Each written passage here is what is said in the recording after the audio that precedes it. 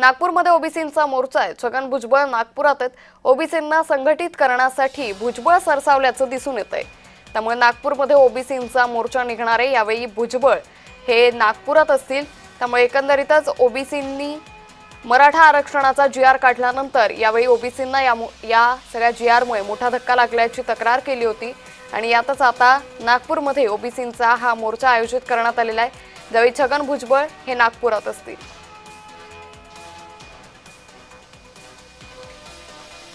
तर या संदर्भात अधिक माहिती घेऊयात आमचे प्रतिनिधी तेजस महतुरे यांच्याकडून। तेजस, नागपूरमध्ये ओबीसींचा मोर्चा आहे, काय अधिक अपडेट?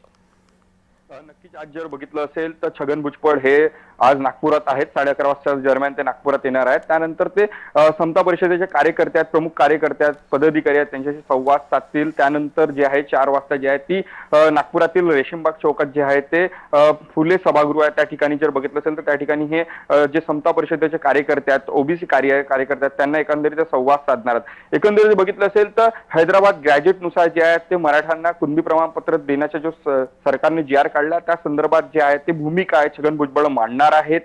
काय या बोलतील छगन भुजबळ याकडे सर्वांचं लक्ष आहे, कारण की विदर्भात जर बघितलं असेल तर मोठ्या प्रमाणात ओबीसी बांधव असतात आणि त्या अनुषंगाने जर बघितलं असेल तर आजचा जो मेळावा आहे हा मेळावा हा प्रामुख्याने महत्त्वाचा ठरणार आहे। त्यामुळे जे आहेत आपण जर बघितलं असेल तर महायुतीमध्ये अनेक जे नेते आहेत त्यांची वेगवेगळी भूमिका आहे। त्या संदर्भात जर बघितलं असेल तर छगन भुजबळची सुद्धा भूमिका जी आहे ती वेगळी आहे। त्यामुळे आज जे काही बोलणार आहेत ते त्याकडे संपूर्ण लक्ष असणार आहे, कारण की उद्या जे ते चिंतन शिबिर असणार आहे। त्यामुळे चिंतन शिबिरामध्ये छगन भुजबळ बोलले त्याचे पडसाद उमटते का हे सुद्धा आपल्याला पाहावं लागणार आहे। निश्चित तेजस, या मोर्चा संदर्भातले अपडेट आम्ही घेत राहू। तुर्तास धन्यवाद आपण दिलेल्या सविस्तर माहितीसाठी।